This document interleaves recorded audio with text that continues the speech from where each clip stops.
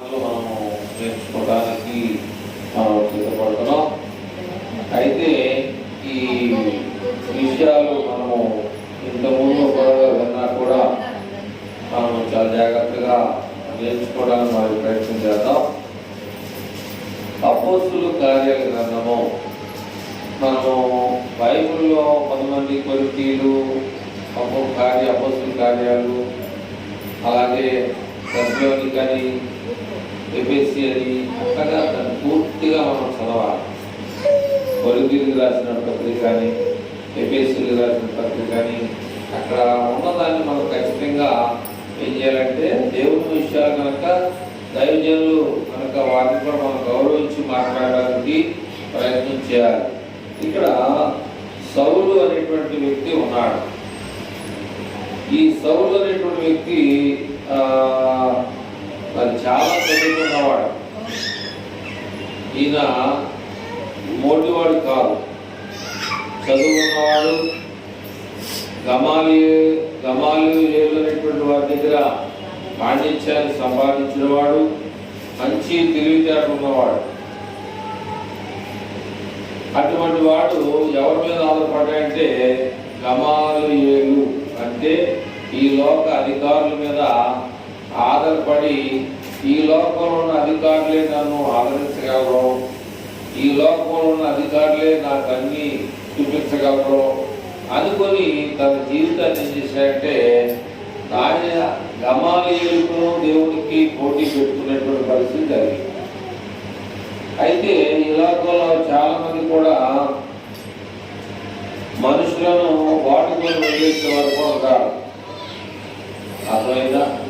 ఈ లోకంలో చాలా మంది మనుషులు కూడా ఏం చేస్తారు, మనుషులను ఉపయోగించుకొని విడిచిపెట్టేవారు కూడా ఉంటారు. అయితే మనం ఏం చేయాలంటే తెలివిగా ఉండాలి. అర్థమైందా? మనం ఏం చేయాలంటే తెలివిగా ఉండి మన కాళ్ళ మీద మనం నిలబడేటటువంటి స్థితిని కలిగి ఉండాలి. అయితే ఇక్కడ ఈ సౌలు అంటే గమాలియేలు పాదముల మీద వాళ్ళ సపోర్ట్తో ఉన్నాడు. అర్థమైందా? గమాలియేలు యొక్క సపోర్ట్తో వాడు పౌలు ఇంకా కొంతమందిని తీసుకొని తన ప్రయాణాన్ని కొనసాగిస్తున్నాడు. ఏ ప్రయాణాన్ని కొనసాగిస్తున్నాడు, ఎందుకు కొనసాగిస్తున్నాడు అనేటువంటి విషయాలకి మనం వస్తే 9వ అధ్యాయంలో మొదటి నుంచి కొద్దిగా మనం చదువుకుంటూ ముందుకెళ్దాం. సౌలు ఇంకను ప్రభు యొక్క శిష్యులను బెదిరించుటయును, అత్యాశయుడేను, తనకు ప్రాణాధారమైనట్టు ప్రధాన యాజకుని యొద్దకు వెళ్ళి ఈ మార్గమందున్న పురుషుడైనను స్త్రీలను కనుగొని వారిని బంధించి యెరూషలేమునకు తీసుకొని వచ్చుటకు దమస్కులోని సమాజముల వారికి పత్రికలిమ్మని అడిగాను. ఎవరిని అడిగాడినా? ఎవరిని అడిగారు అంటే ప్రధాన యాజకులను అడిగారు. ప్రధాన యాజకులు అంటే ఎవరంటే ప్రధానమంత్రి. ప్రధానమంత్రి తెలుసా మీకు? ఎవరికైనా తెలుసా? తెలుసు. అలాగే ఆయనే మెయిన్ అన్నమాట. మన దేశానికి ప్రధానమంత్రి ఆయనే. ఇక్కడ కూడా ఏమన్నాయంటే ప్రధాన యాజకులు. ప్రధాన యాజకుల దగ్గర పత్రికలు ఇవ్వండి, మిమ్మల్ని చంపేస్తామని చెప్పేసి ఆ ప్రధాన యాజకులు గవర్నమెంట్ వారు ఇచ్చారు కనుక మేము ఆ కాగితాలు మీకు ఇచ్చి మిమ్మల్ని చంపడానికి మేము ఎలా ఉన్నాం, సిద్ధంగా ఉన్నామని చెప్పేసి పౌలు ఇంకా కొంతమందిని వెంటబెట్టుకొని ఆ దమస్కు అనేటువంటి ప్రాంతానికి వారు బయలుదేరారు. అయితే ఇక్కడ మనము చాలా ఆలోచన చేయవలసినటువంటి విధానం ఏముందంటే సౌలు ఇంకను ప్రభు యొక్క శిష్యులను బెదిరించుటను హత్య చేయుటను తనకి ఎలా ఉందంటే తేలిగ్గా ఉంది. ఎలా ఉంది? చంపడం అంటే చాలా తేలిగ్గా ఉంది. మనం ఎలాగ ఆదివారం నాడు మటను చికెన్ కూర తెచ్చుకొని రుచిగా వండుకొని ఎలా తింటామో ఆయనకి ప్రాణం తీయటం అనేది తేలిగ్గా ఉందన్నమాట. ఎవరికి? సౌలుకి. సౌలుకి ఎలా ఉందంటే ప్రాణం తీయటం అనేది తేలిక, చాలా ప్రాణాధారంగా ఉందంట. కాబట్టి ఆయన గమాలీయులు పాదముల మీద నిలబడి వీళ్ళే నాకు దేవుళ్ళు, వీళ్ళే నాకు అధికారులు, వీళ్ళే నాకు గొప్ప అనుకుని చేసంటే తన జీవితాన్ని ఏం చేస్తా ఉన్నాడు? ప్రధాన యాజకుల యొక్క సపోర్ట్ తీసుకొని వాళ్ళ సహాయం తీసుకొని ఈయన నేను ఏదైనా చేయగలను. ఒక విషయాన్ని మనం ఆలోచన చేయాలి. ఒక అధికారి దగ్గర ఒక పని చేస్తూ ఉన్నారు. కొంతమంది చేశారంటే ఒక ఆమెని ఒక ఆయన్ని ఒక 20 మంది మీద 10 మంది మీద మేస్త్రిగా పెడితే ఇక మామూలుగా చేయదన్నమాట. ఎందుకంటే మేస్త్రిగా ఎవరైతే పెడతారో ఆయన మాట యజమానుడు వింటూ ఉంటాడు. అట్లాగా ఈ సౌలు ఏం చేశాడంటే ఆ ప్రధాన యాజకుల దగ్గర ఒక గొప్పగా తన యొక్క జీవితాన్ని సంపాదించుకోవాలి, నేను మంచి పేరు తెచ్చుకోవాలి అనేటువంటి ఆలోచన కలిగినటువంటి విధానంలో ఉన్నాడు. అయితే ఇక్కడ 3వ వచనంలో మనం ఆలోచన చేస్తుంటే ఇక్కడ ఏమనంటే సౌలు కొంతమందిని తీసుకొని అతడు ప్రయాణము చేస్తూ దమస్కు అనేటువంటి పట్టణం దగ్గరకు వచ్చినప్పుడు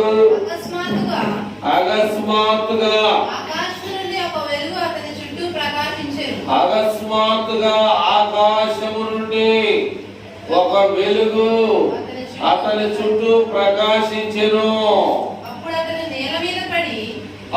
అతను నేల మీద పడి సౌలా సౌలా నువ్వు ఎలా నన్ను హింసించుచున్నావని తనతో ఒక స్వరము పలుకుట వినెను. ఎవరన్నారు ఈ మాట? సౌలా సౌలని ఎవరు మాట్లాడుతున్నారు? తెలియాలి మనకి. సౌలా సౌలా నన్ను హింసిస్తున్నావంటే అర్థం ఏంటంటే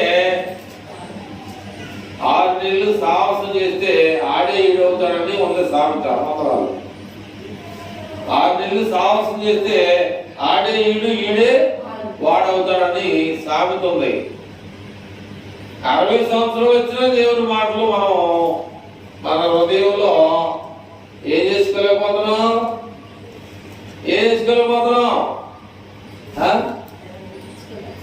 ఏంటి? మనం ఎక్కడికైనా బయలుదేరేటప్పుడు ముఖాన్ని కట్టెంచుకొని బయలుదేరుతూ ఉంటాం. అది మధ్యలో ఎక్కడ ఉండిపోతే మనకు తెలియదు. అర్థమైందా? అట్లాగే 6 నెలలు సాహసం చేస్తే ఆడే ఈడవుతుంటే 60 సంవత్సరాలు వచ్చినా కూడా దేవుని మాటలు మన హృదయంలో రాకపోతే ఇంకెట్లా? మరి దేవుడు మనల్ని కాపాడుతాడు, పరలోకానికి తీసుకెళ్తాడు ఆయనతో పాటు. అందుకని దేవుడు ఏమన్నాయంటే ఒక మాట చూద్దాం. రోమీయులకు రాసిన పత్రిక 3వ అధ్యాయము, రోమీయులకు రాసిన పత్రిక 3వ అధ్యాయంలో ఒక మాట మనం చదువుతాం. రోమ పత్రిక 3వ అధ్యాయం అనుకున్నా నేను, లేదా 6:3.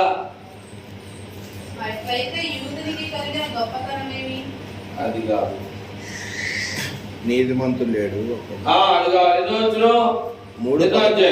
3:10-11 నీతిమంతుడు లేడు, ఒక్కడును లేడు. మరి అందుకనే ఏం చేశాడు దేవుడు? ఈ లోకానికి రావాల్సిన పరిస్థితి వచ్చింది. 6 నెలలు సాహసం చేస్తే ఆడే ఈడవుతున్నాడు, ఈడే ఆడవుతున్నాడు. ఆడవాడు ఈడికి వచ్చేస్తాడు, ఈ ఆడవాడు ఆడికి వచ్చేస్తాయి. కానీ ఏం చేశాడు దేవుడు? పరలోకంలో ఉండి జనాన్ని చూస్తే అక్కడ ఏం కనపడుతుంది? నీతిమంతుడు లేడు, ఒక్కడును కూడా తెలుసా? లేడు. ఆ, గ్రహించువాడు ఎవడునూ లేడు. ఆ, దేవుని వెదకువాడు ఎవడునూ ఆ. లేడు. అందరూ త్రోవ తప్పి అందరూ త్రోవ తప్పి ఏకముగా పనికి మారిన వారైంది అంటాడు అక్కడ. మరి ఎవరు ఇక్కడ దేవుడు ఉన్నాడు. దేవుడు ఎక్కడున్నాడు? పరలోకంలో ఉన్నాడా? ఎక్కడున్నాడు దేవుడు? దేవుడు ఎక్కడ ఉన్నాడు?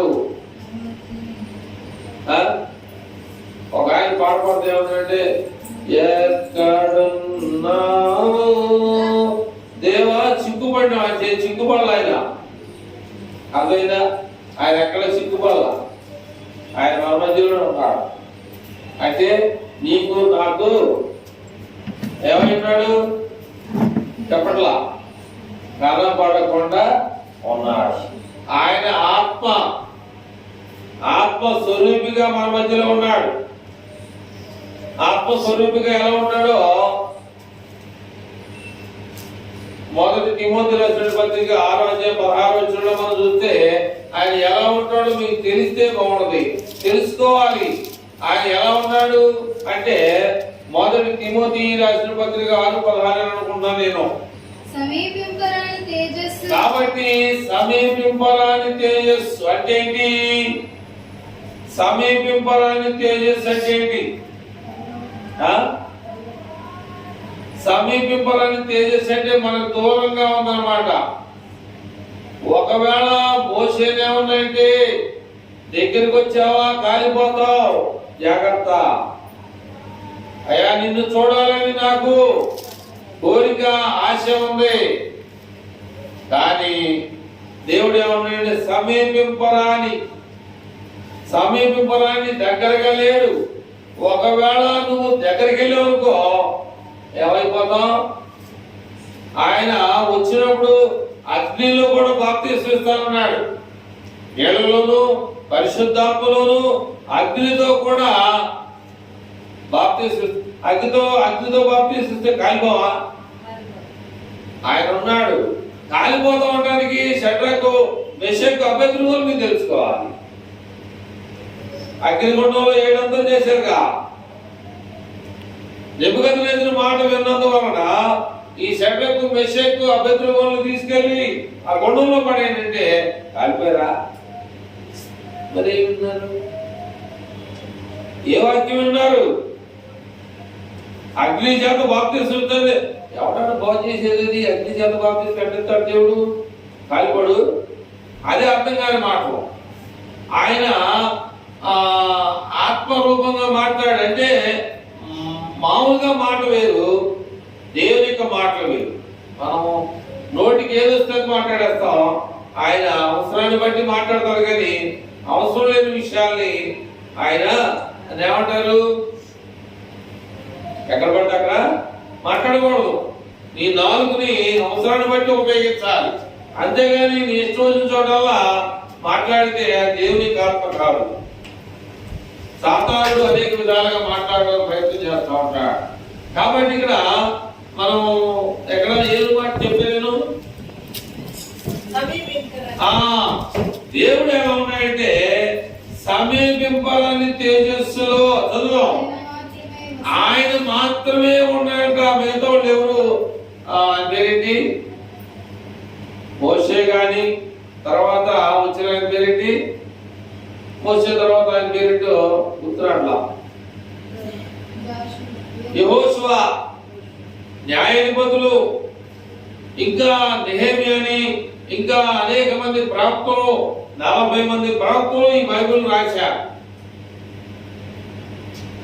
వాళ్ళు కూడా లేరు ఆయనతో పాటు. అక్కడ ఏమన్నాడంటే సమీపింపరాని తేజస్సు. తేజస్సు అంటే ఏంటి? తేటగా. ఈ నీళ్లు తేటగా ఉంటే తాగుదాం అనుకున్నా, మురిగ్గా ఉంటే తేజస్సు. తేజస్సు అంటే చాలా మంచి ఒక ఆకర్షణీయమైనటువంటి వెలుగు లాంటిది అనమాట. తేజస్సు ఎలా ఉందంటే ఎవరికి కనపడినటువంటి తేజస్సులో ఆయన మాత్రమే ఖచ్చితంగా చెప్పాడు. ఆయన మాత్రమే వసించు అమరత్వము గలవాడై ఉన్నాడు. మనుషులలో ఎవడును ఆయనను చూడ లేదు, ఎవడును చూడనేరడు అని చెప్పాడు ఆయన. కనుక పరిశుద్ధాత్మ దేవుడు మన మధ్యలో ఉన్నాడు. ఎలా ఉన్నాడు అంటే ఆత్మ రూపంలో మన మధ్యలో ఉన్నాడు. అలాగే ఈ యొక్క సౌలు ప్రధాన యాజకులు ఇచ్చినటువంటి పత్రికలు నా దగ్గర ఉన్నాయి. ఇదిగో మా ఈ లోకాధికారి నాకు ఒక అధికారం ఇచ్చాడు, ఈ అధికారం చేత నేను ఏమైనా చేయగలను, ఈ అధికారం చేత ఈ లోకంలో ఉన్న వాళ్ళందరినీ చంపేయడానికి నాకు చాలా గొప్ప అధికారాన్ని కలిగి ఉన్నానని చెప్పేసి అనుకోవచ్చు. కానీ మనుషుల్ని చంపడానికి ఆయనకి చాలా సులువుగా ఉందంట ఆయన. కాబట్టి ఇక్కడ 3వ వచనాన్ని మనం చదివినటువంటి విషయాన్ని మనం చూస్తే అక్కడ దేవుడు చేస్తాయంటే చూసి చూసి ఊరుకోలా. తన ప్రజలను బాధ పెడుతుంటే, తన ప్రజలను ఇబ్బంది పెడుతుంటే దేవుడు ఏం చేశాడంటే చూస్తూ ఊరుకోలా. ఏమన్నాడు అంటే 3వ వచనంలో అతడు ప్రయాణము చేస్తూ సమస్తు అనేటువంటి పట్టణం దగ్గరికి వచ్చినప్పుడు అకస్మాత్తుగా అంటే ఒక్కసారిగా ఆకాశము నుండి ఒక వెలుగు అతని చుట్టూ ప్రకాశించెను. అప్పుడు అతడు నేల మీద పడి సౌలా సౌలా నీవేళ నన్ను హింసిస్తున్నావని తనతో ఒక స్వరం దేవుడు మాట్లాడుతూ ఉన్నాడు. నేను పేపర్లో ఒక విషయాన్ని చదివా. ఏమిటి ఆ విషయం అంటే 1,00,000-1,50,000 పెట్టి మనం మోటార్ సైకిల్ కొంటా ఉన్నాం. అయితే ఒక ఆయన అయితే కరెంటు బండి తీసుకున్నాడు. అది తన వరండాలో పెట్టుకున్నాడు. ఇంట్లో వరండాలో పెట్టుకొని అందరూ ఇంట్లో పడుకున్నారు. ఆ ఇల్లు కలిగినటువంటి పెద్ద ఆ తల్లి పెద్ద దిక్కుండదు కదా, ఆమె ఏం చేసిందంటే ఆ అబ్బాయి బండికి కరెంట్ ఛార్జింగ్ పెట్టాడు. ఈ ముసలమ్మ వరండాలో పడుకున్నారని లోన పడుకున్నది. మరి ఛార్జింగ్ ఎక్కువైందో ఏమైందో నాకు తెలీదు, కానీ ఆ మోటార్ సైకిల్ పేరి ఆ మీదకి మంట వచ్చి ఆమె కాలిపోయింది. ఒకవేళ పెద్ద కేకలేని సరిచిన తర్వాత వాళ్ళు బయటకు వచ్చే లోపల ఆమె కాలిపోతా పరిస్థితిలో ఉంది. ఒక అంటుకొని ఆమెని కాల్చే పరిస్థితి మంటా ఉంది. అటువంటి పరిస్థితుల్లో వాళ్ళు ఏం చేశారంటే హాస్పిటల్కి తీసుకుని వెళ్ళడానికి అంబులెన్స్ ఫోన్ చేస్తే అది వచ్చేసరికల్లా ఈ పెద్ద ఇల్లు కలిగినటువంటి ఆమె చనిపోయింది. ఎవరు ఎక్కడ ఏ టైంలో ఏ పరిస్థితుల్లో ఎలా చనిపోతారో కూడా ఎవరికి. ఆ మామ ఛార్జింగ్ ఎక్కువ ఒకవేళ చనిపోతాను అనుకున్నాడితే ఆమెని దూరంగా మాతో పాటు పడుకోమని చెప్పేవాడు. అది వాడికి తెలియదు. కానీ నా దగ్గర పత్రికలు ఉన్నాయి, నా దగ్గర ప్రధాన యాజకులు ఉన్నారు, నన్ను ఎవరేం చేయలేరు అనుకుంటూ తన ప్రయాణాన్ని కొనసాగిస్తా ఉన్నాడు. ఎవరైనా సౌలు. వినాలి కథ, వినకపోతే మా కథ కాదు. నేను చెప్తా ఉంటే నాకు హుషారు వచ్చింది. ఇంకా ఇంకా ఇంకా ఇంకా చెప్పాలని మేము ఆశపడతా ఉంటాం. కాబట్టి అక్కడ అకస్మాత్తుగా ఏం జరిగిందంటే వెలుగు గాలి వచ్చా దోసుకెళ్ళిపోయాను సముద్రంలో పడ్డా అనడానికి కాదు.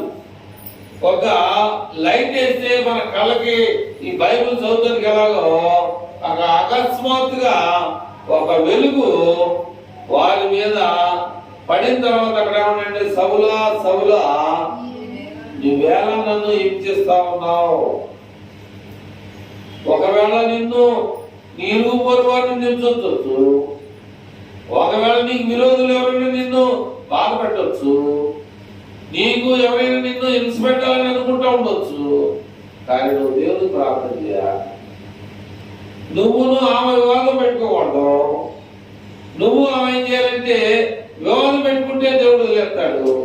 కానీ దేవా ఏంటి సమస్య, ఏంటి బాధ, ఏంటి యొక్క కష్టం నన్ను ఎందుకని వెంటాడుతా ఉంది, దాన్ని తీసివేసే శక్తి నీ దగ్గర ఉంది. మరి ఎందుకని నన్ను నేను ఏమన్నా తప్పిదం చేశానా, ఎందుకని నాకు ఇలాంటి శోధన నన్ను వెంటాడుతుందని చెప్పేసి మీరు ఎవరైనా దేవుడిని ఎప్పుడైనా అడిగారా? దేవుడిని ఎప్పుడైనా అడిగితే సహాయం చేయలేదా అనే విషయాన్ని కూడా మీరు ఆలోచన చేయాలి. అలాగే మరి హిజ్కియాకి దేవుడు ఒక మాట చెప్పాడు. ఏమని? యెషయా ద్వారా ఒక మాట తెలియజేశాడు. ఏమని? నీవు చనిపోతావు అని దేవుడు నాకు చెప్పన్నాడు, నేను నీకు చెప్తున్నా అన్నాడు. యెషయా అంటే ప్రవక్తలో ఒకడొకైన ప్రవక్త, ఆయన కూడా ఆయనే చెప్పాడు యేసు ప్రభువు వారి భూమి మీద వస్తాడని. యెషయా అనేటువంటి వ్యక్తి చెప్పాడు. ఏమని? కన్యక గర్భవతి అయి కుమారుని కన్నును, ఆయనకి యేసు అనేటువంటి పేరు మీరు పెడతామని చెప్పేసి దేవుడు ఏం చేశాడంటే దాన్ని ఏమంటారు దాన్ని ప్రవచనము. ఏమంటారు? ప్రవచనాలు. ప్రవచనం అంటే కొన్ని సంవత్సరాల తర్వాత జరిగేదాన్ని ప్రవచనం అంటారు. ప్రవచనం అనేది ఏంటంటే నువ్వు ఇల్లు కట్టుకోవాలి, స్థలం ఉంది, డబ్బు ఉన్న తర్వాత నేను కట్టుకుందాం అనుకుంటా అనే దాన్ని ఏమంటారంటే ఒక మాటను చెప్తాం అన్నమాట. దాన్ని దేవుడు ఏం చేశాడంటే యెషయా ద్వారా చెప్పాడు. కన్యక గర్భవతి అయింది. కన్యక అనగా అర్థం ఏంటి? పెళ్లి కానివారు లేదా పెళ్లి కాని వారిని ఏమంటారు? పెళ్లి కాని వారిని ఏమంటారు? తర్వాత ఏమంటారు? కుమారి అంటారు. అర్థమైందా? కుమారి అన్నా కూడా పెళ్లి కానటువంటి వ్యక్తి. కాబట్టి ఆ యెషయా ద్వారా చెప్పినటువంటి మాట ఆయన గోడ తోటి తిరిగి కన్నీళ్లు కాస్తూ దేవునికి ప్రార్థన చేశాడు. నేనే తప్పు చేశా, దయతో నాకు తెలియజేయాలి నువ్వు, అప్పుడు నా జీవితాన్ని మార్చుకుంటానని చెప్పేసి హిజ్కియా కన్నీళ్లు విడుస్తూ గోడ తట్టు ఏడ్చినటువంటి పరిస్థితి మనం చూస్తాం. అయితే ముందుకెళ్దాం, కొంచెం ముందుకెళ్దాం. 5వ వచనం చదువు. ప్రభువా నువ్వెవడవని ఆ సౌలు అడగగా ఆయన నేను నీవు హింసించున్నటువంటి యేసును లేచి పట్టణంలోనికి వెళ్ళు, అక్కడ నువ్వు ఏం చేయాలో అది నీకు తెలియజేయబడుతుందని చెప్పాడు. అతనితో ప్రయాణం చేసినటువంటి మనుషులు ఆయన స్వరాన్ని విన్నారు గాని ఎవరిని కూడా చూడక మౌనులై నిలబడ్డారు. సౌలు నేల మీద నుండి లేచి కన్నులు తెరిచినను ఏమి కూడా చూడలేకపోయారు కనుక వారు అతని చెయ్యి పట్టుకొని దమస్కులోనికి నడిపించిరి. అతడు 3 రోజులు చూపు లేక అన్నపానములేమీ పుచ్చుకోకుండా ఉండెను. నేను ఇందాక చెప్పాను మీకు, ఈ లోకంలో మనుషులు వాడుకొని ఒడిచిపెట్టేస్తారు అని చెప్పారు. ఈ 3 రోజులు ఏమైపోయారు? ఇల్లు పత్రికలు ఇచ్చిన వాళ్ళు ఏమయ్యారు? ప్రధాన యాజకులు ఏమైపోయారు? వెళ్ళిన మనిషి సాయంత్రం వస్తాననుకున్నాడు, ఎక్కడికి వెళ్ళాడు, ఏమైపోయాడు, ఏంటని పట్టించుకున్నారా? అర్థమైందా? దేవుని వాక్యంలో ఉన్నటువంటి రుచిని మనం ఎరగలిగినట్లయితే ఈ లోకంలో ఎంత అధికారం ఉన్నా, ఎంత బలం ఉన్నా, ఎంత బలం ఉన్నా, ఎంత ఆస్తి అంతా ఉన్నప్పటికీ కూడా దేవుని ముందు ఎవ్వరు కూడా పనికిరారు అనే సత్యాన్ని ఒకవేళ మీరు తెలుసుకోకపోతే తెలుసుకోండి. తెలుసుకోవడానికి ప్రయత్నం చేయండి. తెలుసుకుంటే చాలా మంచిది. 10వ వచనం చదువుతారు ముందుకల్లా. 10 నుంచి దమస్కులో అననీయ అను ఒక శిష్యుడు నేను ఆ ప్రభు దర్శనమందు ఆ అననీయ అని అతనికి పిలువగా ఆ అతడు ఆ ప్రభువా ఇదిగో నేనున్నానని. ఆ అందుకు ప్రభు ఆ నీవు లేచి ఆ కిందని కనబడిన ఆ వీధికి వెళ్ళి ఆ యూదా అనుమాని ఇంట ఆ తార్సు వాడైన సౌలు అనుమాని కొరకు ఆ విచారించుము. అది ఇదిగో అతడు ప్రార్థన చేయుచున్నాడు. ఆ అతడు అననీయ అను ఒక మనుషుడు లోపలికి వచ్చి ఆ తాను దృష్టి పొందినట్లు ఆ తల మీద చేతులుంచుట చూచి ఉన్నాడని చెప్పాను. ఆ అందుకు అననీయ ఆ ప్రభువా ఆ ఈ మనుషుడు యెరూషలేములో ఆ ఈ పరిశుద్ధులకు ఎంత కీడు చేసి ఉన్నాడని ఆ అతని గూర్చి ఉమ్. అనేకుల వలన వింటిని. కనుక ప్రియమైనటువంటి వాళ్ళారా, దేవుడు గొప్పవాడా మానవుడు గొప్పవాడా అని వచ్చినాన్ని బట్టి మనం చూడగలుగుతాం. మన ఏదో పాట పాడే మ్యాచ్ ఇస్తారు. ఏం పాట? ప్రేమ యేసుని ప్రేమ ప్రేమ ఉన్నత ప్రేమ లోకములో మారినను మారని ప్రేమ లోకములో కాబట్టి ఈ లోకంలో ఎన్నో ప్రభుత్వాలు వస్తా ఉంటాయి, పోతా ఉంటాయి. కానీ దేవుని ప్రేమ మారదు. అర్థమైందా? చూడండి, దేవుడు దయగలిగిన వాడు. మనుషులను చంపడంలో తనకి ప్రాణాధారంగా తేలిగ్గా మనిషిని తేలిగ్గా చంపేస్తున్నాడు. అటువంటి వ్యక్తిని నువ్వేం చేస్తావు? అటువంటి వ్యక్తిని నువ్వు ఏ రకమైనటువంటి తీర్పు తీర్చి ఆయన్ని ఏ స్థానంలో ఉంచుతావో ఆలోచించాయి. దేవుడు ఏమన్నాయంటే కళ్ళు పోయినోడిని కళ్ళు ఇప్పించడానికి తన యొక్క ఆ ప్రయత్నం చేస్తా ఉన్నాడు.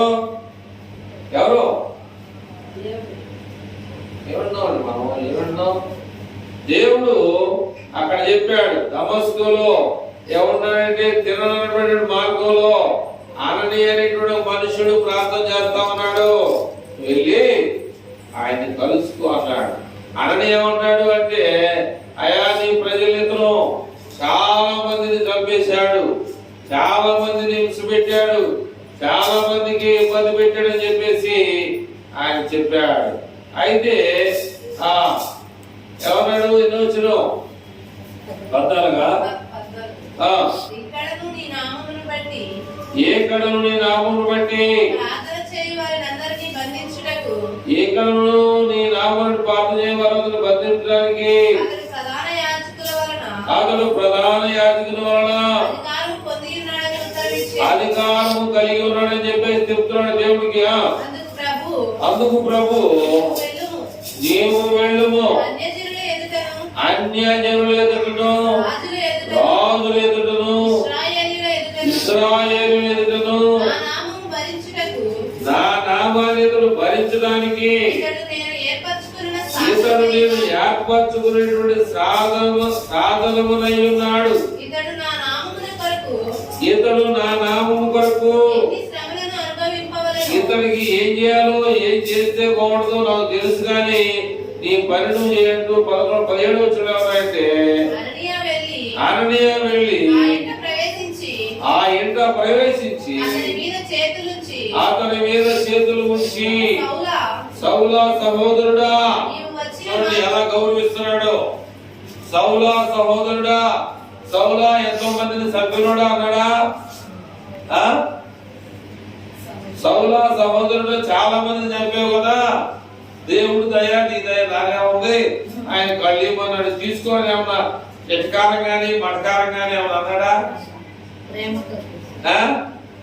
మనకి వెటకారాలు ఎక్కువ ఉంటాయి. జాగ్రత్తగా వినపోతే మనకే ఇబ్బంది, జాగ్రత్తగా జీవించకపోతే మనకే ప్రమాదం. ఎందుకంటే ఆయన చూస్తూ ఉంటాడు నువ్వు ఇక్కడ ప్రాంతంలో ఏ రకంగా ఉన్నావు, ఎలా ఆలకిస్తున్నావు, ఏ విషయాన్ని నువ్వు క్యాచ్ చేస్తున్నావు, ఏ విషయాన్ని నువ్వు పట్టుకున్నావు, ఏ విషయాల్లో నువ్వు నీ మనసులోనికి నువ్వు తినే అన్నం కన్నా ఎక్కువగా తింది ఎట్టనావా లేదా ఇక్కడే ఈ చర్చిలో విడిచిపెట్టావా లేదా అనేటువంటి విషయాలన్నీ కూడా ఇక్కడ మన దగ్గరే ఉండి ఆయన చూస్తూనే ఉంటాడు. కనుక ఇక్కడ ఏమన్నాడంటే ఇతడు నా నామము కొరకు ఎన్ని శ్రమలు అనుభవింపవలను నాకు తెలుసు ఆ సంగతి, కానీ నేను నీ చెప్పిన పను చేయని చెప్పేసి ఏమనంటే అననీయ వెళ్ళి ఆ ఇంట ప్రవేశించి అతని మీద చేతులుంచి చూడండి ఇక్కడ ఉన్నాడు, చాలా జాగ్రత్తగా మాట్లాడుతూ ఉన్నాడు. సౌలా సహోదరుడా, నీవు వచ్చిన మార్గంలో నీకు కనబడినటువంటి ప్రభువైన యేసు నీవు దృష్టి పొంది పరిశుద్ధాత్మతో నింపబడినట్లు నన్ను పంపి ఉన్నాడని చెప్పాను. అప్పుడే ఆ మాట చెప్పిన వెంటనే అతని కన్నుల నుండి పొరల వంటివి రాలగా దృష్టి కలిగి లేచి ఎమ్మటే బాప్తిస్మము పొందిన. తర్వాత ఏం చేసేయంటే 3 రోజులు అన్నం పెట్టడం లేడు, మంచినీళ్ళు ఇచ్చినోడు కూడా లేడు, రోడ్డు మీద పడిపోయి ఉన్నాడు. ఎవరు చూశారు ఆ విషయాన్ని? పడిపోయిన వ్యక్తిని దేవుడు చూశాడు. కనుక ప్రియమిత్రుడు వల్ల దేవుని వాక్యము చాలా కఠినంగా ఉంటుంది మనకి, కానీ ఆ కఠినంగా ఉందని చెప్పేసి మనం ఏం చేయాలంటే ఆ వాక్యాన్ని మనం ఏం చేయాలి? విడిచిపెట్టకూడదు. ఆ వాక్యాన్ని మనం ఏం చేయాలంటే విడిచిపెట్టకుండా దేవుని వాక్యాన్ని మనం ఏం చేయాలంటే శాంత పట్టుకొని మన యొక్క జీవితాలను హృదయాలను ఏం చేయాలంటే సౌలు ఏం చేయబడ్డాడు తెలుసా? మార్చబడ్డాడు. తన పేరు మార్చుకున్నాడు, తన పేరుని మార్చుకున్నాడు. సౌలుగా ఉన్నటువంటి వ్యక్తి పౌలుగా మార్చబడ్డాడు. మార్చి 21 పత్రికలు రాశాడు. తెలుసా? ఇది 21 పత్రికలు రాశాడు. కానీ నువ్వు నేను మనందరము ఎవరైనా రోజుకి ఒక పేపర్ చదువుతున్నారు బైబిల్. ఏమా వినండి, రోజుకి ఒక పేపర్ని బైబిల్ని మీరు చదివితే ధనిలు. రోజుకి ఒక పేపర్ 21 పత్రికలు రాశాడు. కానీ ఒక పేపర్ మనం రోజుకి ఒకటి చదువుతున్నావా? ఒకవేళ చదువురాదనుకో, చదువు వచ్చిన దగ్గర ఒక పైకి చదివిస్తామా అని ఎవరైనా గడగలిగే అవకాశం నీలో ఉందా? నువ్వు కోరుకుంటున్నావా అనేటువంటి విషయానికి వస్తే మరి సౌలులాగున్నా పౌరులాగున్నా అనేటువంటి విషయాలు మనం ఆలోచన చేసుకుని మరి నిజంగా ప్రధాన యాజకులు ఏమైపోయారు? పౌరుకి ప్రధాన యాజకులు ఏమైపోయారంటే వాళ్ళంతా కూడా ఈ లోకంలో ఉపయోగించుకుంటారు తప్ప ఉపయోగం లేకుండా ఏం చేస్తారంటే వెళ్ళిపోరా పాపని చెప్పేసి అతనికి డబ్బులు ఇచ్చేసి అతను బయటికి పంపించేస్తారు. కనుక దేవుడు అలాంటి వాడు కాదు. దేవుడు ఈయన కళ్ళు లేకుండా 3 రోజులు అన్నం, నీళ్లు, పళ్ళు చూడడానికి నడవలేని స్థితిలో ఉన్నటువంటి పరిస్థితిలో దేవుడు అన్నయ్య దగ్గరికి వెళ్ళు చక్కని వీరిని చెప్పాడు. ఏమిది? తిన్నది అనబడినటువంటి మార్గంలో ఉన్నాడు. ఖచ్చితంగా ఒక పోస్టర్ అడ్రస్ అడిగితే మనం ఎలాగా ఫలానా దగ్గర నువ్వు 3 ఇల్లు 4 ఇల్లు అని ఎలా చెప్తామో అలాగే దేవుడు కూడా ఆత్మరూపంలో ఉంటాడు. ఆత్మరూపంలో ఉండి రాసువాడైన అక్కడ అది పేరండి అననీయ అన్నాడు. అక్కడికి వెళ్ళు నువ్వు అని చెప్పేసి చెప్పాడు. కానీ అననీయ కూడా ఉన్నాడు, అయ్యా నీ బిడ్డలు చాలా మందిని చంపేశాడు అంటే తర్వాత నేను చూసుకుంటాను. అందుకని దేవుడి ప్రేమకి మనిషి ప్రేమకి ఉన్నటువంటి తేడాలే. అందుకనే పరలోకంలోనికి వెళ్ళిన వారు ఎవరూ లేరు ఇంతవరకు. పరలోకంలో ఉన్నది ఎవరై అంటే ఒక యేసు ప్రభు వారు తప్ప, తండ్రి అయిన దేవుడు తప్ప ఇంకా ఎవ్వరు కూడా ఎన్ని అద్భుతాలు ఈ లోకంలో చేసిన వారు ఉన్నా కూడా, ఎన్ని మహత్కారాలు ఈ లోకంలో చేసిన వారు ఉన్నా కూడా ఎవ్వరు కూడా పరలోకానికి వెళ్ళలేదు. కానీ మనం వాళ్ళు వెళ్ళలేదు, మనం ఎందుకు వెళ్ళకూడదు అని మనం అనుకుని ఆ దేవుని యొక్క వాక్యాన్ని మరి దినదినము మనం చదువుకుంటూ ధ్యానించుకుంటూ ఆ వాక్యానుసారంగా జీవించడానికి మన జీవితాన్ని, మన హృదయాలను, మన తలపులను ఎవరికి సమర్పించుకోవాలి అంటే దేవునికి సమర్పించుకోవాలని ప్రభుపేట మీకు నాకు తెలియజేస్తూ దేవుని యొక్క మాటలు నేను ముగిస్తా ఉన్నాను. కళ్ళు మూసుకొని ప్రార్థన చేసుకొని ఈ యొక్క కార్యక్రమాన్ని ముందుకి కొనసాగించుకుందాం. ప్రార్థన చేసుకుందాం.